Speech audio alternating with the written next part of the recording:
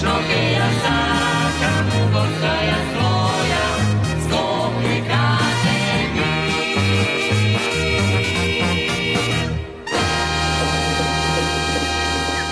Премиерот Христијан Мицкоски денеска беше во посета на општина Киселавода, каде што изврши увид во текот на градежните работи на неколку инфраструктурни проекти што се реализираат со средства од унгарскиот кредит. Станува збор за уредување на каналот и пешачката патека на Мала Рада, како и за изградба на потпорни ѕидови и реконструкција на речното корито. Инвестиции кои имаат за цел да ја подобрат безбедноста и квалитетот на живот на жителите.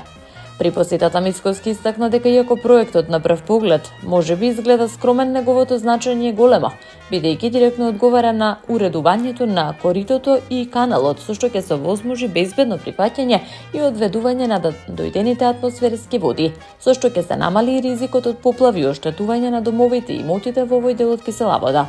Потсети дека во минатото при обилни врнежи жителите често трпеле последици од излевање на водите. Со реализацијата на овој проект, според него конечно се создаваат услови ваквите проблеми да станат минато. Премиерот нагласи дека владата останува посветена на инвестициите во локалната инфраструктура преку проекти кои решаваат конкретни потреби на граѓаните. Воеднупати честитки до градоначалничката на општина Киселавода, Бети Стаменковска Трајковска, до советот на општината, општинската администрација и до сите кои биле вклучени во подготовката и реализацијата на овој проект, оценувајќи дека со заедничка работа се реализираат проекти од значење за локалната заедница. Градоначалникот на Скопје Орце Георгиевски соопшти дека мостот Генерал Михајло Апостолски, кој со години беше недовршен и нефункционален, конечно ќе биде пуштен во употреба. Тој оцени дека со тоа се затвора едно од најдолготрајните инфраструктурни прашања во главниот град. Во објава на социјалните мрежи, Георгиевски потсети дека мостот долго време бил символ на застој и незавршени проекти, поради што кај граѓаните бил познат како мостот што води во дневна соба или мостот за ловење риба. Според него, по неговото ставање во функција, мостот ќе придонесе за подобра поврзаност меѓу деловите во градот, побрз сообраќај и полесно секојдневно движење на граѓаните. Градоначалникот истакна дека при превземањето на функцијата ветил дека проблемот ќе биде решен во текот на 4-годишниот мандат, како што рече тоа ветување е исполнето за помалку од една година. Според Георгиевски, во изминатиот период бил надминат најголемиот предизвик, процесот на експроприација на земјиштэто. По истекот на рокот за преселување на семејствата кои живееа на трасата, денеска започнува расчистувањето на булеварот Асном, токму од мостот Генерал Михајло Апостолски. Додаде дека паралелно продолжува и експроприацијата на преостанатиот дел од булеварот Асном се до неговото целосно завршување со цел да се обезбеди целосно инфраструктурно поврзување на овој дел од градот. Георгиевски истакна дека ова не е единствениот проект што е деблокиран во изминатиот период. Според него во последните неколку месеци биле откочени проектите Момин поток, булеварот Борис Трајковски, мостот на Љубљанска и подземната сообраќајница на булеварот Македонија, кои со години биле во застој. Денес постепено се реализираат. Тој порача дека овие инфраструктурни запати се доказ дека со јасна визија и координација, како и посветена работа, може да се надминат долгогодишните административни и имотно-правни пречки. Градоначалникот на општина Карпош Сотир Лукровски денеска се враќа на своето работно место, повторно ќе раководи со локалната самоуправа, превземајќи ги сите градоначалнички надлежности по завршувањето на периодот на боледување.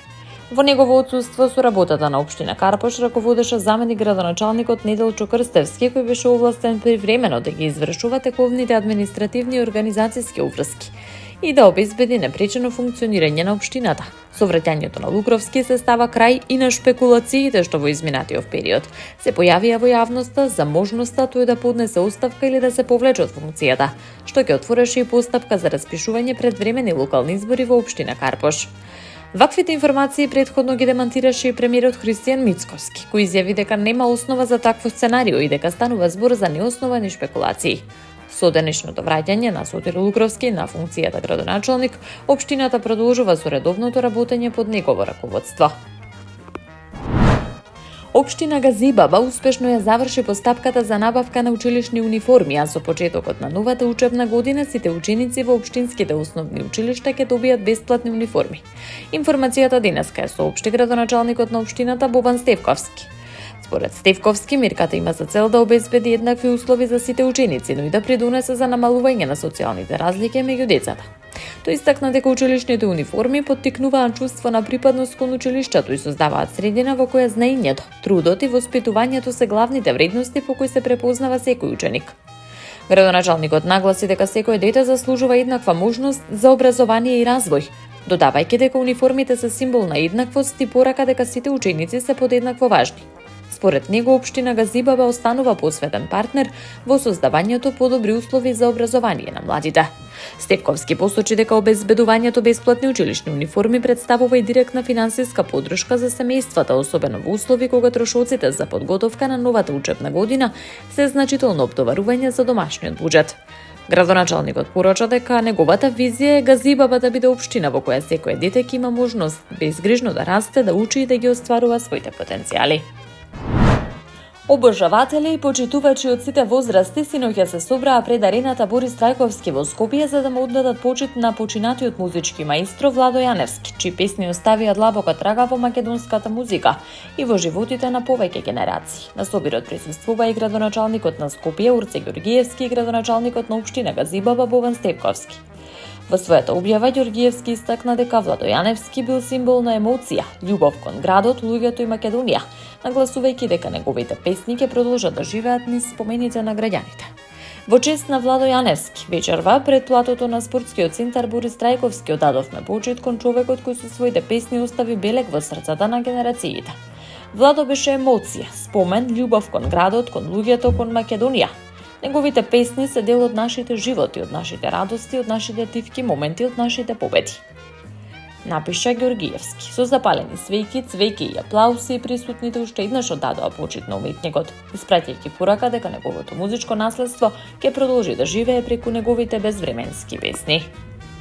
Таму е Скопје, град мој љубав лише, што ми расу песни.